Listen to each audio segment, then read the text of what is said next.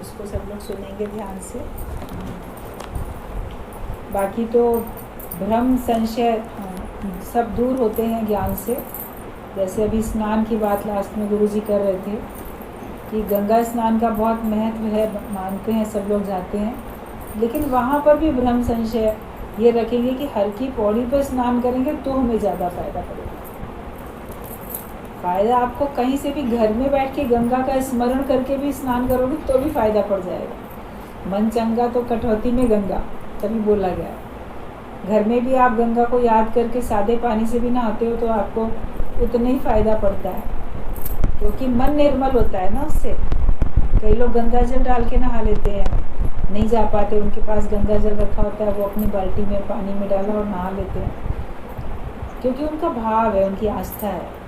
और कितने ऐसे होंगे जो वहाँ रहते भी होंगे, उनको गंगा जी में कोई आस्था नहीं है, तो वो तो नॉर्मल ही समझते हैं, जैसे और नदियाँ बह रही हैं वैसे वो बह रही हैं। तो सारा जो भी खेल है वो सब हमारे अंदर की भावना का, आस्था का। तो ऐसा नहीं है कि हर की पौड़ी पे स्नान करके हमको विशेष फल मिल जाएगा। स्थान की महानता होती है, उस हर की पौड़ी की भी अपनी एक विशेषता है, महानता है।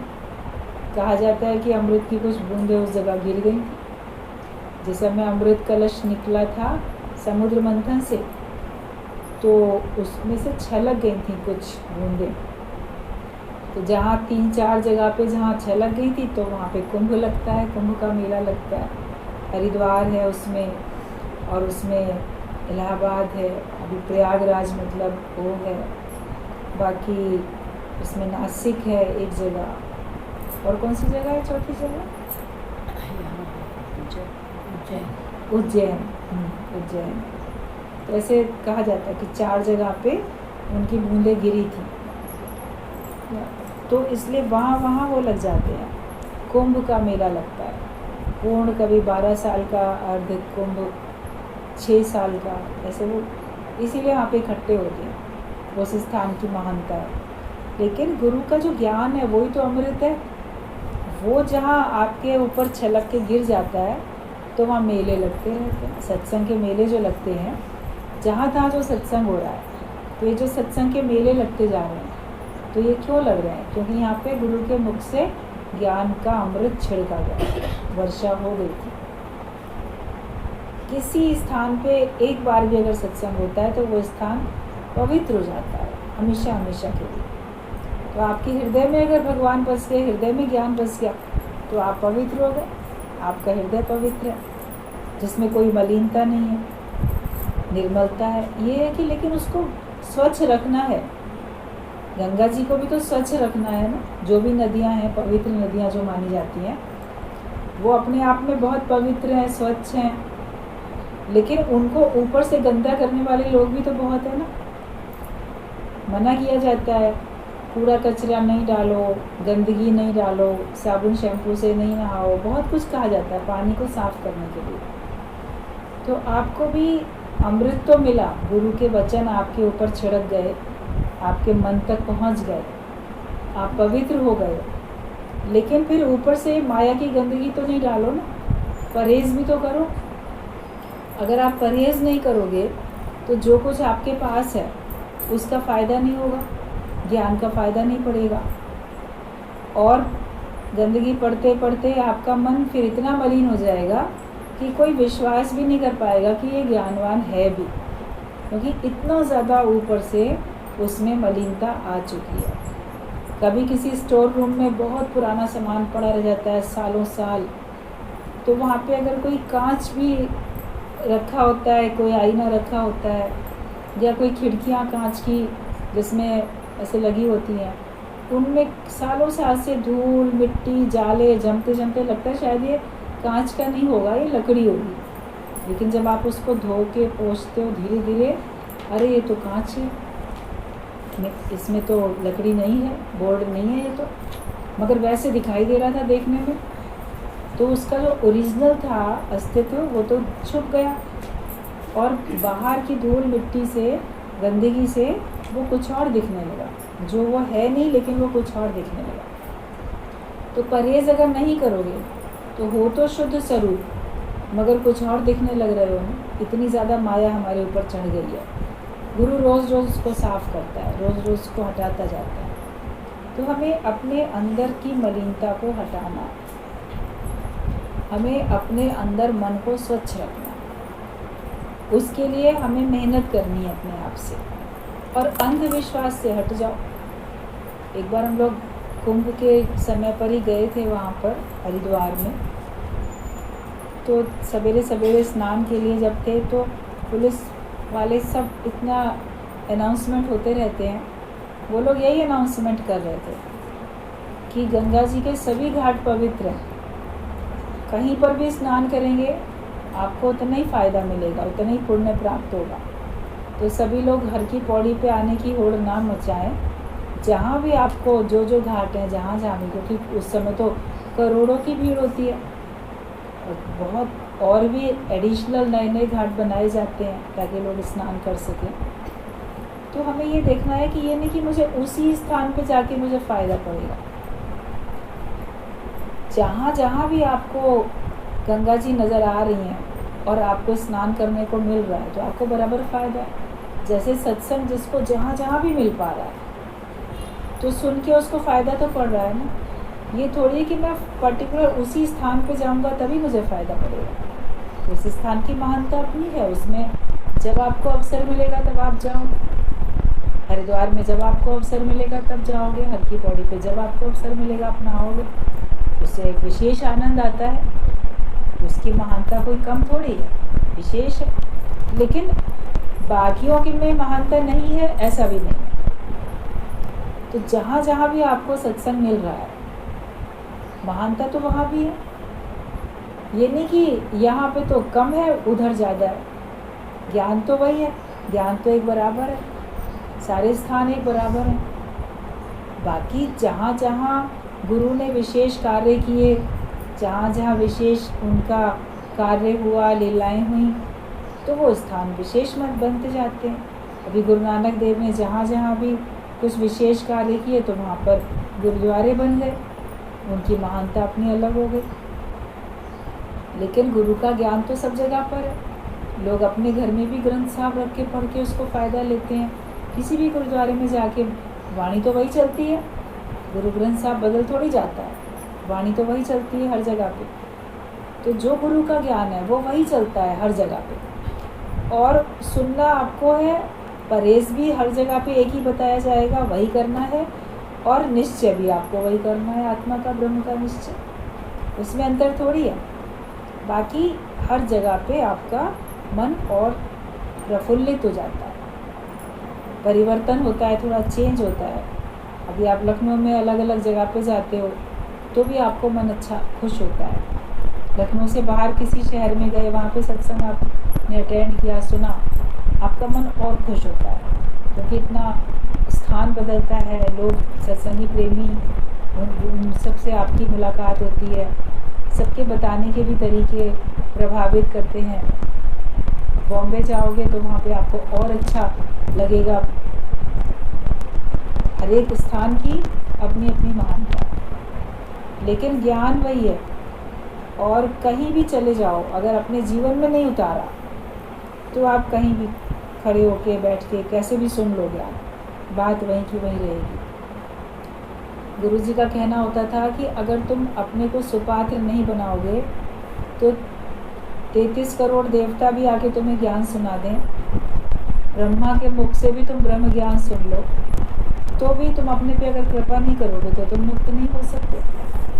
अपनी कृपा जिस आप करे सो सेवक गुरु की मत ले। जो अपने पे कृपा करेगा वही सच्चा गुरु का सेवक है, और वही गुरु की मत, गुरु की समझ वो धारण कर सकता है।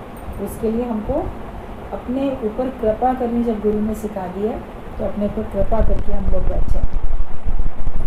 फिर जब हम अगर खोज करेंगे तो हमको भगवान मिल ही जाएंगे, और उसके लिए हमें श्रद्धा रखनी पड़ती है। बिना श्रद्धा के आपको ज्ञान नहीं मिलने वाला। जहाँ भी बैठे हो श्रद्धा भाव से सुनो, प्रेम से सुनो और सीखने के भाव से सुनो। आप वाणी से आपको मुख्य मतलब होना चाहिए कि मैंने किसी के द्वारा अगर ज्ञान सुना है तो सुना क्या, वो मुझे कितना परिवर्तित कर रहा है, उसको मानने से मुझे कितना लाभ मिल रहा है, और वचनों को मानने से ही जीवन बनता है। तो अश्रद्धालु नहीं बनो, श्रद्धावान बनो। कहते श्रद्धावान लभते ज्ञानम, और अश्रद्धालु नाश जाने। गुरु कहता है यू आर नॉट बॉडी, तुम शरीर नहीं हो, ये बात गुरु कहते हैं। लेकिन तुम भी तो ये बात मान लो कि तुम शरीर नहीं हो। फिर अपने को शरीर मानते हैं, मेरा अपमान हुआ या मेरा बड़ा सम्मान हो रहा है, सम्मान में बड़े खुश, अपमान में बड़े दुखी, मेरा लाभ बहुत हुआ, उसमें लाभ में बड़े प्रसन्न, हानि में बड़े फिर परेशान। द्वंद्वी जोड़ों से ऊपर उठोगे तभी, जब अपने को देह नहीं मानोगे। जब तक अपने को देह मान के बैठे हो, ये द्वंद्वी जोड़े आपके जीवन में रहेंगे ही रहेंगे, और उसमें आपको उतार चढ़ाव, दुख सुख ये सब महसूस होता ही रहेगा। तो गुरु ने तो कह दिया कि तुम ये शरीर नहीं हो, लेकिन तुम भी जिस दिन ये मान लो कि तुम ये शरीर नहीं हो, उस दिन तुम मुक्त हो जाओगे। आज दिन तक किसी का एक भी विकार निकला नहीं है, पर देह अध्यास जाएगा तभी तू विकार नहीं होगा। सत्संग तो सब सुनते हैं, सत्संग सुनते रहते हैं, लेकिन ये देखें कि हमारे अंदर के विकार दूर हुए कि नहीं हुए, जो हमारे अंदर कमियां थी वो दूर हुई कि नहीं हुई। 5 विकार हैं, 5 विषय हैं, और इन्हीं विकारों से जुड़े हुए अनेक विकार, अनेक विषयों से जुड़े हुए और अनेक विषय हैं। मुख्य तौर पे 5-5 बताए जाते हैं, मगर उनकी तो शाखाएं बहुत फैली हुई ना। एक पेड़ है, उसकी कई सारी शाखाएं हैं, कई डालियाँ, बहुत शाखाएं, बहुत पत्ते हैं, विस्तार तो बहुत है एक पेड़। तो ऐसे ही एक विकार है, उसका तो रूप बहुत विशाल है, किस किस रूप में, किस किस तरीके से आपको माया के चंगुल में वो लेके आता है विकार। तो निर्विकारी जब तक नहीं बनोगे तब तक तो मुक्त नहीं हो सकते, और जब तक देह मानते रहोगे तब तक विकार जाएंगे नहीं। देह में सब विकार होते हैं, गुरु देह से ही मुक्त करते हैं। सच्चा गुरु हमको देह से ही ऊपर उठा देता है। जब तक अपने को देह मानते रहोगे तब तक तुम्हारी मुक्ति नहीं है, इस बात को पक्का समझ लो। सुनो कितना भी, कितना सुंदर सुन लो, साक्षात भगवान के मुख से सुन लो, जिनको आप बहुत महान गुरु, महान संत समझते हो, उनके मुख से सुन लो, किसी के भी मुख से सुन लो ज्ञान, लेकिन जब तक न मिटेगी वासना, बंधन न पिरा जाएगा। जब तक अपने को देह मानना नहीं छोड़ोगे तब तक आपके माया के बंधन जाएंगे नहीं, आप मुक्त हो नहीं सकते। एक एक विकार देखो, काम कितने प्रकार से आपको सताता है, कैसे इससे छुटकारा पाओगे आपको ज्ञान से बताया जाता है। क्रोध भी, लोभ, मोह, अहंकार सब फिर विषय है, शब्द, स्पर्श, रूप, रस, गंध, ये कैसे आपको सताते हैं, भ्रमित करते हैं, अपने चंगुल में, जाल में फंसा लेते हैं। शब्दों के जाल में कितनी दुनिया फंसी हुई है, सभी अटके हुए हैं किसी न किसी चीज़ में।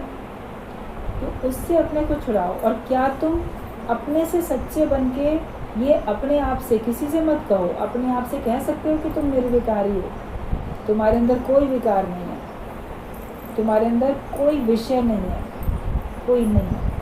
भगवान से प्रार्थना की, विषय विकार मिटाओ, कहाँ भरो देगा। भगवान ने मिटाने के लिए गुरु का रूप सामने भेज दिया।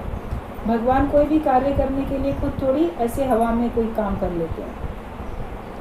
कुछ भी आपको देना होता है तो किसी न किसी रूप में तो आके भगवान देते हैं। मदद करेंगे भगवान किसी रूप में आके, सुख भी किसी रूप में आके देंगे, ज्ञान भी किसी रूप में आके देंगे, लेकिन दुख भी किसी रूप में आके भगवान देंगे। अज्ञान भी तुम्हारे सामने, माया भी तुम्हारे सामने, किसी रूप में भगवान लाके सामने दिखला देंगे। इसलिए नहीं कि आप उसमें अटक जाओ, इसलिए कि आप उसको पहचान के उससे छूट जाओ। परीक्षा लेने के लिए भगवान के भक्त थे, 2 भाई थे, एक का नाम रंका था, एक का नाम बंका था। गरीब थे, लेकिन जीवन यापन के लिए थोड़ा सा काम करके दिन भर में उनका काम चल जाएगा, पेट भरने के लायक उनको पैसा मिल जाएगा, उतना काम वो करते थे। एक बहन थी उनकी, तो वो शाम तक वेट करती रहती थी जब दोनों भाई गए हैं जंगल में लकड़ी काटने के लिए, काटेंगे, बेचेंगे, फिर सामान जो भी है एक ही दिन का भोजन, एक टाइम का, शाम को आएंगे तब बनाएंगे, तब तीनों भाई बहन मिलकर खा लेंगे। इतनी गरीबी थी उनके पास कि नेक्स्ट डे का भी उनके पास नहीं होता था। भगवान कृष्ण के साथ अर्जुन एक बार सैर करते करते ऐसे जा रहे थे, तो अर्जुन ने कहा कि आपके भक्त इतने गरीब होते हैं भगवान, आप उनको क्यों नहीं अमीरी दे देते, इतनी परेशानी उनको उठानी पड़ती है। तो भगवान तो जानते भी हर एक का अपना अपना प्रारब्ध है, भाग्य है, और वो उसी में खुश भी है। तो भगवान ने अर्जुन को दिखाने के लिए कहा मेरे भक्त को मैं अगर देता भी हूँ तो वो लेते ही नहीं है। तो भगवान से कहता है अर्जुन आप अगर देंगे तो कैसे नहीं लेंगे। बोले ठीक है मैं देता हूँ, लेकिन मैं ऐसे प्रत्यक्ष थोड़ी देता हूँ, मैं तो किसी न किसी रूप में देता हूँ। तो जहाँ से वो लकड़ी काट के लौट रहे थे जंगल से, रास्ता तो जंगल में कच्चा ही होता है, तो भगवान ने वहाँ पे सोने की मोहरें कुछ बिखरा दी और अर्जुन के साथ पेड़ के पीछे कहीं छिप के खड़े हो गए। अरे देखो ये लोग आएंगे उठा के ले जाएंगे, मैंने तो दे दी ना। ठीक बात है। अब उसमें एक भाई थोड़ा आगे आगे चल रहा था, दूसरा पीछे चल रहा था। तो जो आगे चल रहा था उसने क्या देखा कि सोने की मोहरें पड़ी, तो वो झुक के उसने क्या किया, वहाँ पे मिट्टी उनके ऊपर डालने लगा, छुपाने लगा उन सोने की मोहरों को। जैसे वो झुका तो अर्जुन तो पहले बड़ा खुश हुआ कि देखो झुक रहा है उठाने के लिए, मगर देखा वो तो उठा नहीं रहा, वो तो मिट्टी से ढक रहा। तब तक छोटा भाई था पीछे से, वो आ गया, कहता भैया क्या कर रहे थे तुम। कहता नहीं कुछ नहीं चलो चलो आगे चलो। बोला नहीं कुछ तो कर रहे थे, बताओ तो झुके हुए यहाँ क्या कर रहे थे। क्योंकि वो पीछे था, उसने देखा मेरा भाई आगे झुका हुआ है मिट्टी में। तो वो बड़ा भाई जो था वो कहता है, उसका नाम रंका था, तो वो कहता है कि अरे भगवान ने ना हमको भ्रमित करने के लिए, ऐसे भक्ति से दूर करने के लिए, तो ऐसे उसने भगवान ने यहाँ पे ना सोने की मोहरें बिखरा रखी थी। तो मैं उनको मिट्टी से ढक रहा था कि तुम पीछे से आओगे तुमको भी दिखेंगी, तो कहीं ऐसा ना हो उनको देख के तुम उठा लो, इसलिए मैंने ढक रहा था। तो ये सुन के जो छोटा भाई था तो हंस पड़ता है, कहता क्या रंग का, तुम तो रंग के रंग ही रह गए, तुम भला मिट्टी को मिट्टी से ढक रहे थे, ये क्या बात है, हमारे लिए तो सोना और मिट्टी एक ही बराबर है, तो ढकने की भी क्या ज़रूरत थी। मतलब उसकी स्थिति फिर वो थी कि सोना और मिट्टी एक बराबर है, तो तब मिट्टी को मिट्टी से ढक रहे थे तुम तो। चलो ये तो भगवान हमारी परीक्षा ले रहे हैं, आगे बढ़ गए।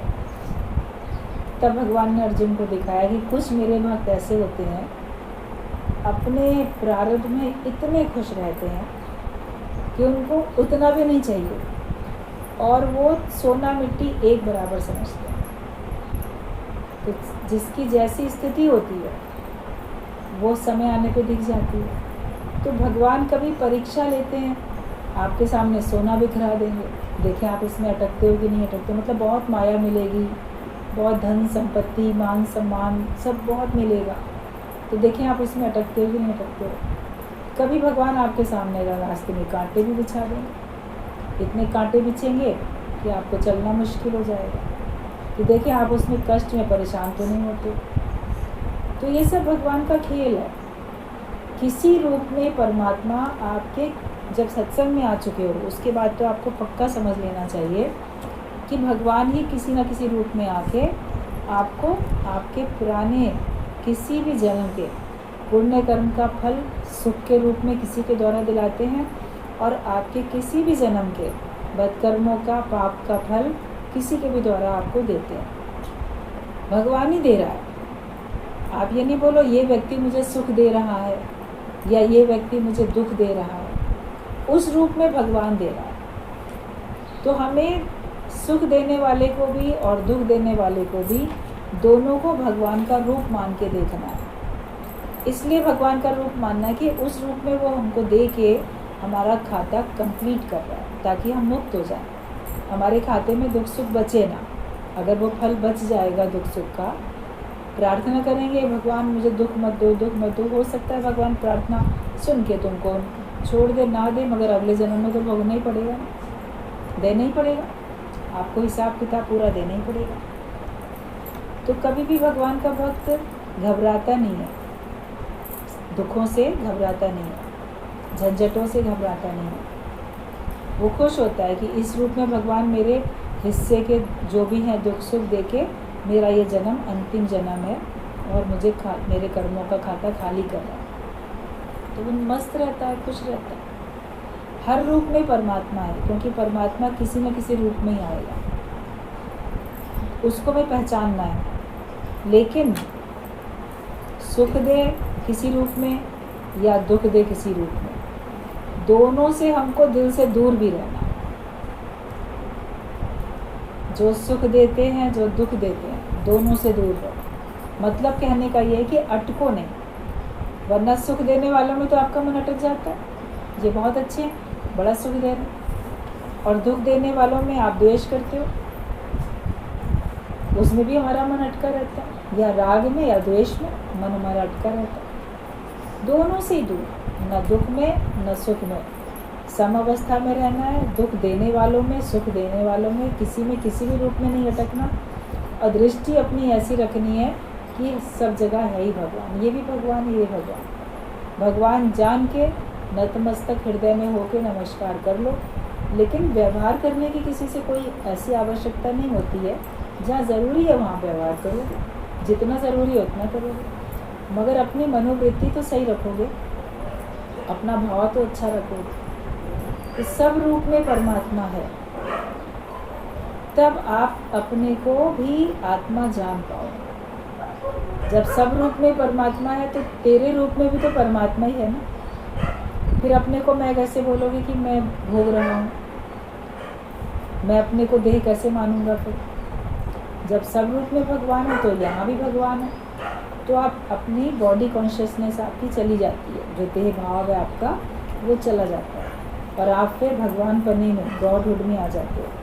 तो गुरु ने तो कहा कि यू आर नॉट बॉडी, लेकिन तुम जिस दिन मान लो कि तुम शरीर नहीं हो, और शरीर मानते हो, ज्ञान बहुत सुनते हो, लेकिन विकार कोई निकले ही नहीं, विकार आपके सब दूर होने चाहिए।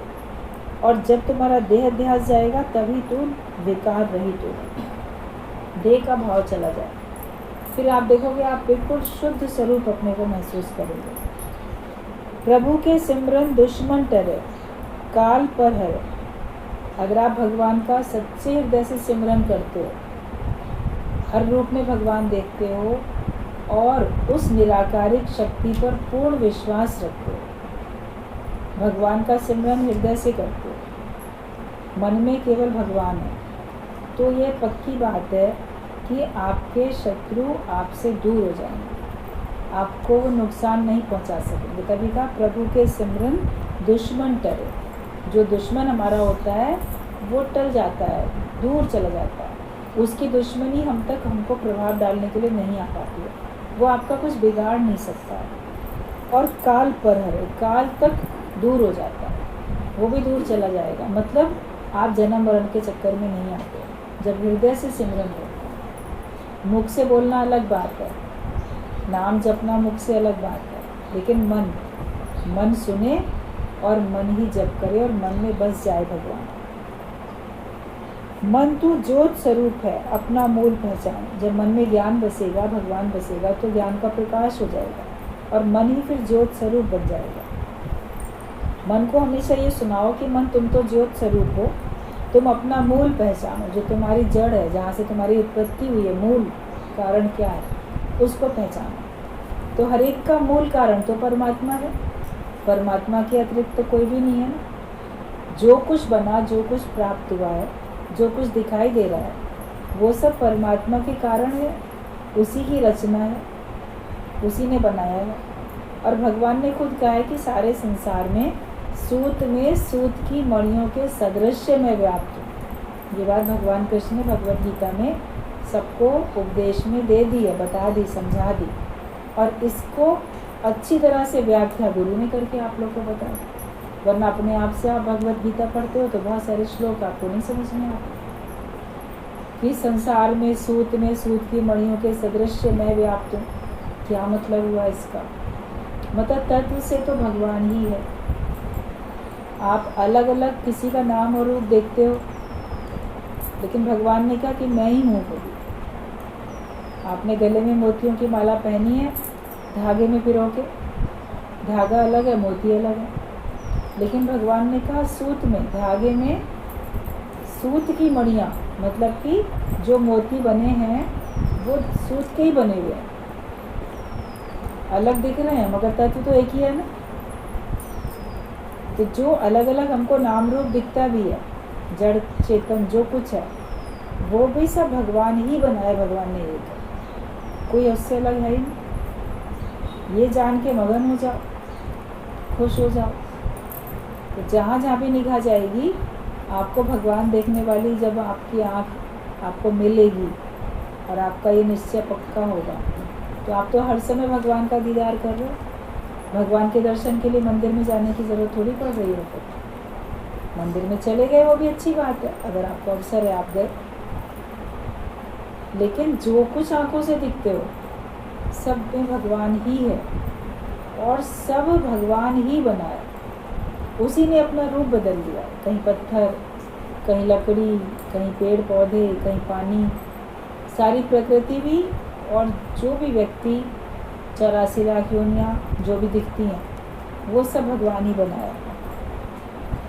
तो मन को ऐसा तुम ज्ञान दो कि वो अपना मूल पहचान ले। तू निरंजन है, दाग रहित है, शुद्ध रूप है, लेकिन जब तू मन के अधीन होता है तो अनेक पाप कर्म कर लेता है। हो तो तुम बहुत शुद्ध स्वरूप, कोई तुम्हारे अंदर दाग धब्बा नहीं है, लेकिन जब मन तुम्हारा ज्योत स्वरूप नहीं बना है, मन अभी अज्ञानी ही है और अपने को जीव मान के भी बैठे हो, तो फिर तुम अनेक पाप कर लेते हो, अनेक बुराइयां आ जाती हैं। मन कब कर्म बना ले पता नहीं चलेगा, इसलिए मन के ऊपर बड़ी सावधानी रखनी पड़ती है। तुलना की गई है कि मछली पानी में रहती है, पानी में रहते रहते वो कब पानी पी लेती है कोई जान नहीं पाता। और पशु पक्षी आएंगे तो पता चलेगा, ये ना पानी के पास गया, इसने पानी पिया। मछली ने कब पानी पिया आप जान पाओगे? नहीं जान पाओगे। तो ऐसे ही तुम्हारे मन ने कब कर्म बना लिया तुम नहीं जान पाओगे। इतनी तेज़ी से मन कर्म बनाता है, अच्छे बुरे कोई नहीं जान पाता, भगवान जान पाते हैं। और बहुत सारे कर्म तो तुम स्वयं भी नहीं जान पाते, फिर बोलते हो अनजाने में बन गए कर्म। अनजाने में अच्छे भी बनते हैं, अनजाने में बुरे भी बनते हैं, और बाकी जानबूझ के भी बनाते हो। तो कर्मों की गति भी इतनी गहन है, और कर्म कैसे बन जाते हैं उसके लिए कितनी अधिक सावधानी की भी ज़रूरत है। जब अपने को मैं देह हूँ ये मानना बंद करोगे, हर समय अपने शुद्ध स्वरूप में रहोगे, तब आपके कर्म बनने बंद होंगे। तो मन के अधीन होते हो तो अनेक पाप कर्म कर लेते हो। अज्ञानी की मोटर की ब्रेक वश में नहीं है। जो अज्ञानी व्यक्ति है उसके अगर कार उसको मिली है चलाने के लिए तो उसका ब्रेक जो है फेल है, या ब्रेक उसके वश में नहीं है।